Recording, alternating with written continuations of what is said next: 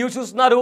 Iran ఇంకా Israel మధ్య భీకర పోరు నడుస్తుంది. అయితే ఇప్పుడు కొత్తగా మరో దేశపు పేరు వినిపిస్తుంది, అదే నార్త్ కొరియా. అయితే ఇప్పుడు ఏకంగా కిమ్ ఈ కాన్ఫ్లిక్ట్లోకి, ఈ వార్లోకి ఎంట్రీ ఇస్తున్నాడా అంటే అవును అనే సమాధానం వినిపిస్తుంది. చాలామంది నిపుణులు కూడా అదే చెప్తున్నారు. అయితే ఇరాన్ ఇంకా ఇజ్రాయెల్ వార్లోకి కిమ్ ఎంట్రీ ఇస్తారు అనే ఒక వార్త నడుస్తోంది. అయితే దక్షిణ కొరియాపై ఏదైతే దక్షిణ కొరియాపై ఉత్తర కొరియా 10 మిసైళ్ల ప్రయోగం చేసింది. రాజధాని షాంగాంగ్ సునాన్ నుంచి రాకెట్ల వర్షం కురిపించింది. అయితే స్వల్ప శ్రేణి బాలిస్టిక్ రాకెట్లు ప్రయోగించింది సౌత్ కొరియా. సో దీంతో ఈ విన్యాసాలతో ప్రపంచం దృష్టిని ఆకర్షించింది. కిమ్ 3వ ప్రపంచ యుద్ధానికి ఈ విన్యాసాలు సంకేతమా అనే వార్తలు బయటకు వస్తున్నాయి. అయితే ఇరాన్ ఇంకా ఇజ్రాయెల్ మధ్య కొనసాగుతున్న యుద్ధ పరిస్థితుల్లో ఉత్తర కొరియా ఇరాన్కు మద్దతు ఇవ్వనుందా అనే ఒక వాదన వినిపిస్తుంది, ఒక ఊహాగానం వినిపిస్తున్నాయి. అయితే ఈ క్రమంలోనే 3 దేశాల వైమానిక విన్యాసాల్లో తన బలాన్ని ప్రదర్శించింది ఉత్తర కొరియా. అధికారికంగా ఈ జాయింట్ చీఫ్ ఆఫ్ స్టాఫ్ కూడా ప్రకటించారు. అయితే అమెరికా, జపాన్ వైమానిక విన్యాసాలు నిర్వహించిన ఒక్కరోజు తర్వాత త్రైపాక్షిక విన్యాసాలు నిర్వహించింది దక్షిణ కొరియా. అయితే దక్షిణ కొరియా రాకెట్ విన్యాసాలను పరిశీలిస్తున్న అమెరికా పరిశీలిస్తుంది. అయితే సియాల్ పరిసర ప్రాంతాలను కూడా ఢీకొట్టే సామర్థ్యం ఉన్నట్లు కూడా గుర్తించారు. అయితే ఒక్క రాకెట్ సామర్థ్యం 240 మిల్లీమీటర్లు ఉన్నట్లు కూడా వెల్లడైంది. అయితే ఈ రాకెట్ల దాడుల్లో ఎలాంటి ప్రాణ నష్టం జరగలేదని చెప్పింది కూడా అమెరికా. అయితే ఈ విన్యాసాల్లో పాల్గొన్న F-15K, US F-16, అదేవిధంగా జాపనీస్ F-2 యుద్ధ విమానాలు కూడా ఉన్నాయి. ఇది అత్యంత శక్తివంతమైనవిగా ఇప్పటికే మనకు వస్తున్న సమాచారం. అయితే వీటిని బాలిస్టిక్ మిసైల్స్గా దక్షిణ కొరియా కూడా పేర్కొనింది. అయితే కిమ్ ఏదైతే ఇరాన్ ఇంకా ఇజ్రాయెల్ మధ్య ఒక కాన్ఫ్లిక్ట్ నడుస్తుంది, 2 దేశాల మధ్య యుద్ధం నడుస్తుంది.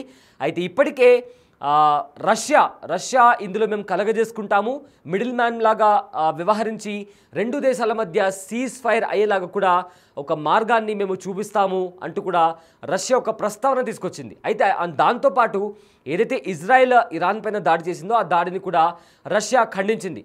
అయితే కిమ్ ఇంకా అదే నార్త్ కొరియా ఇంకా రష్యా ఇవి 2 కూడా ఫ్రెండ్లీ అలైస్. సో దీంతో ఖచ్చితంగా ఒకవేళ నిజంగా ఇంకాస్త పెద్ద యుద్ధం జరిగితే నార్త్ కొరియా ఖచ్చితంగా ఇరాన్కు సపోర్ట్ చేస్తుంది అనేది కూడా చాలా స్పష్టంగా కనిపిస్తుంది. ఎందుకంటే రష్యాకి నార్త్ కొరియా అత్యంత చాలా క్లోజ్ ఫ్రెండ్లీ అలై. సో దీంతో ఇక్కడ ఆల్రెడీ ఇరాన్కు రష్యా సపోర్ట్ చేస్తుంది కాబట్టి ఖచ్చితంగా కిమ్ కూడా ఇరాన్కే సపోర్ట్ చేస్తారు. సో దీంతో ఒకవేళ ఈ యుద్ధం కాస్త మరింత తీవ్రస్థాయికి చేరినప్పుడు ఖచ్చితంగా కిమ్ ఖచ్చితంగా ఇరాన్కి సపోర్ట్ చేస్తారు అనేది కూడా ఇక్కడ చాలా స్పష్టంగా కనిపిస్తుంది. సో మొత్తం మీద ఇప్పటికే ఇరాన్ ఇంకా ఇజ్రాయెల్ మధ్య జరుగుతున్న యుద్ధంలో 2 దేశాలు ఒకరిపైన ఒకరు దారుణమైన పరిస్థితుల్లో ఒకరిపైన ఒకరు దారుణాతి దారుణంగా దాడులు చేసుకుంటున్నాయి. ఈ దాడుల్లో ఇప్పటికే ఇరాన్కి భారీగా ఆస్తి నష్టం వాటిల్లింది. మరోవైపు ఇజ్రాయెల్లో కూడా చాలా వరకు పెద్ద భవనాలు కూడా ధ్వంసమయ్యాయి. ఏకంగా బాలిస్టిక్ మిసైల్స్, అదేవిధంగా హైపర్సోనిక్ మిసైల్స్తో కూడా ఇరాన్ ఇజ్రాయెల్ పైన దాడి చేసింది. అండ్ ఆల్సో రీసెంట్గా క్లస్టర్ బాంబులతో కూడా ఇజ్రాయెల్ పైన ఇరాన్ దాడి చేసింది.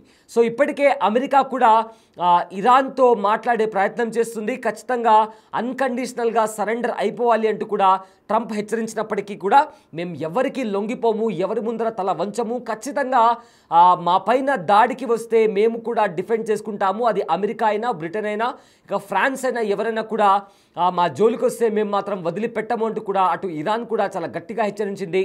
అయితే అయినా కూడా అమెరికా మరో ట్వీట్ కూడా చేసింది. ఇరాన్ సుప్రీం లీడర్ ఖమైనీ ఎక్కడున్నారో కూడా మాకు తెలుసు, ఆయన మాకు ఈజీ టార్గెట్, మేము తలుచుకుంటే ఆయనను అంతం చేయొచ్చు, కానీ ఆయనను మేము సుప్రీం లీడర్ని మేము చంపము అంటూ కూడా ట్రంప్ ఒక ట్వీట్ చేసిన తర్వాత ఆ తర్వాత ఇరాన్ నుంచి కూడా చాలా గట్టి స్థాయిలో, చాలా ఒక విపరీతమైన స్థాయిలో కూడా ఇరాన్ అమెరికా పైన ట్వీట్లతో దాడి చేసింది. ఇరాన్ సుప్రీం లీడర్ ఖమైనీ కూడా హెచ్చరించారు, అమెరికాని హెచ్చరించారు, మా పైన దాడి చేసి మమ్మల్ని క్రిమినల్స్ లాగా డీల్ చేయడం కరెక్ట్ కాదు. ఇప్పటికే ఇజ్రాయెల్ ఇరాన్ పైన చేసిన దాడిలో అమెరికా హస్తం ఉంది అనే ఒక అనుమానం ఉంది. ఇప్పుడు వస్తున్న ట్వీట్స్ని బట్టి చూస్తుంటే ఖచ్చితంగా ఆ అనుమానాలు కాస్త బలపడుతున్నాయి అంటూ కూడా ఇరాన్ ట్వీట్ చేసింది. దాంతో ఇరాన్ ఇంకా అమెరికా మధ్య ట్వీట్లో వార్ నడిచింది, డైలాగ్ వార్ నడిచింది. సో ఇప్పటికే ఇదంతా నడుస్తున్న టైంలో నిన్న కూడా ఇరాన్ ఇజ్రాయెల్ పైన భీకర దాడులు చేసింది. ఒక హాస్పిటల్ కూడా కూలిపోయింది. అయితే ఆ హాస్పిటల్ దగ్గర ఇజ్రాయెల్కి సంబంధించిన ఆర్మీ బేస్ క్యాంప్ ఉంది, అందుకే అక్కడ దాడి చేశామంటూ కూడా ఇరాన్ చెబుతుంది. సో ఈ మొత్తం నడుస్తున్న పరిస్థితుల్లో ఇవాళ కూడా క్లస్టర్ బాంబులతో ఇరాన్ ఇజ్రాయెల్ పైన దాడి చేసింది. రెండు దేశాలు కూడా సీజ్ ఫైర్ ఒప్పందానికి రావట్లేదు. ఒకవేళ ఇజ్రాయెల్ ఆ దాడులను ఆపేస్తే మేము కూడా ఆపేస్తామంటూ కూడా ఇప్పటికే ఇరాన్ ఒక క్లారిటీ ఇచ్చే ప్రయత్నం చేసింది. అయినా కానీ అణుస్థావరాలు, ఇరాన్లో ఉండే అణుస్థావరాలను వాళ్ళ ప్రధాన లక్ష్యంగా భావించి అక్కడుండే అణుస్థావరాలపైన కూడా ఇజ్రాయెల్ దాడి చేస్తున్న నేపథ్యంలో కంప్లీట్గా ఇరాన్కు ఆస్తి నష్టం ఎక్కువగా జరుగుతుంది.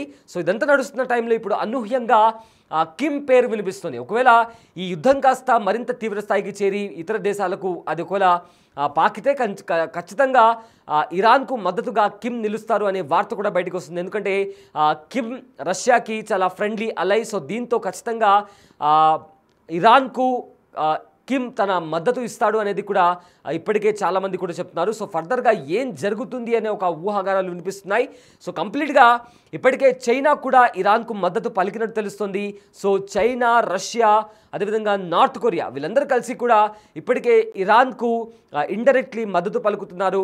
ఒకవేళ నిజంగానే ఈ ఏదైతే యుద్ధం జరుగుతుందో, ఏదైతే కాన్ఫ్లిక్ట్ నడుస్తుందో అది కాస్త మరింత తీవ్ర రూపం దాలిస్తే ఖచ్చితంగా ఈ దేశాలు అమెరికాకి అగేన్స్ట్గా కూడా యుద్ధంలో దిగడానికి యుద్ధంలోకి దిగడానికి ఏమాత్రం ఆలోచించవు అనే మాట కూడా ఇప్పటికే చాలామంది ఎక్స్పర్ట్స్ కూడా చెబుతున్నారు. సో చూడాలి, ఒకవేళ నిజంగానే అలాంటి సపోర్టే ఒకవేళ ఇరాన్కి దొరికితే అమెరికా ఏం చేస్తుంది. సో ఇప్పటికే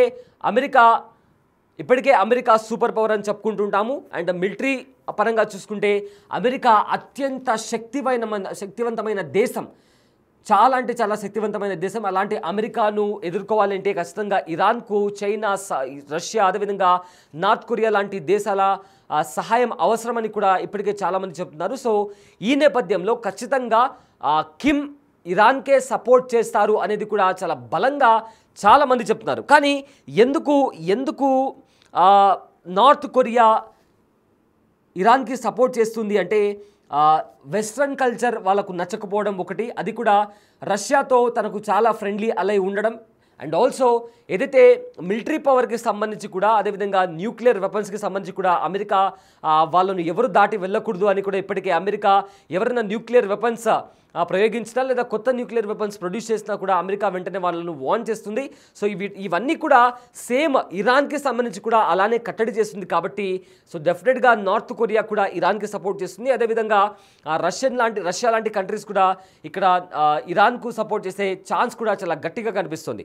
అండ్ ఆల్సో ఒకవేళ సపోర్ట్ చేయాల్సి వస్తే నార్త్ కొరియా మాత్రం ఏమేమి ఆఫర్ చేస్తుంది అనే విషయానికి వస్తే డిప్లొమాటిక్గా సంబంధించి కూడా డిప్లొమాటికల్లీ ఎలాంటి సహాయం కావాలన్నా కూడా డెఫినెట్లీ నార్త్ కొరియా ఇరాన్కే సపోర్ట్ చేస్తుంది, 100% సపోర్ట్ చేస్తుంది. అండ్ ఆల్సో వెపన్స్ ఇవ్వడం కానీ, సప్లయింగ్ వెపన్స్ కానీ, లేదా ఇతర ఆయుధాలు ఇవ్వడం కానీ, దీనికి సంబంధించి కూడా మిసైల్స్ని సప్లై చేసే విషయంలో కూడా డెఫినెట్గా నార్త్ కొరియా ఇరాన్కే సపోర్ట్ చేస్తుంది. అండ్ ఆల్సో ఒకవేళ డైరెక్ట్ మిలిటరీ ఇన్వాల్వ్మెంట్ విషయానికి వస్తే నార్త్ కొరియా మాత్రం ఇరాన్కి డైరెక్ట్ మిలిటరీ ఇన్వాల్వ్మెంట్ అయితే ఇవ్వదు. అండ్ ఆల్సో జాయింట్ మిలిటరీ ఆపరేషన్స్లో కూడా ఎలాంటి అలయన్సెస్ కూడా ఇరాన్తో నార్త్ కొరియాకి లేవు. కానీ ఏదైతే డిప్లొమాటిక్కి సంబంధించి కావచ్చు, డిప్లొమాటికల్లీ సహాయం కావచ్చు, లేదా ఆయుధాలు సరఫరా చేసే విషయంలో కావచ్చు, మిసైల్స్ ఇలాంటివి సప్లై చేసే విషయంలో డెఫినెట్గా నార్త్ కొరియా ఇరాన్కు మాత్రం 100% సపోర్ట్ ఇస్తుంది అనేది కూడా ఇప్పటికే చాలామంది ఎక్స్పర్ట్స్ చెప్తున్నారు. సో డే 1 నుంచి ఇదే చర్చ నడుస్తోంది. ఎందుకంటే ఇరాన్ ఇంకా ఇజ్రాయెల్ ఈ రెండు దేశాల మధ్య ఏదైతే యుద్ధం జరుగుతుందో అది కాస్త న్యూక్లియర్ వెపన్స్కి సంబంధించి జరుగుతుంది. అండ్ అమెరికా కూడా ఖచ్చితంగా న్యూక్లియర్ డీల్ ఏదైతే ఉందో అది ఇరాన్ ఒప్పుకొని తీరాలి అని కూడా చెబుతుంది. కానీ ఇరాన్ మాత్రం అందుకు ఒప్పుకోవట్లేదు.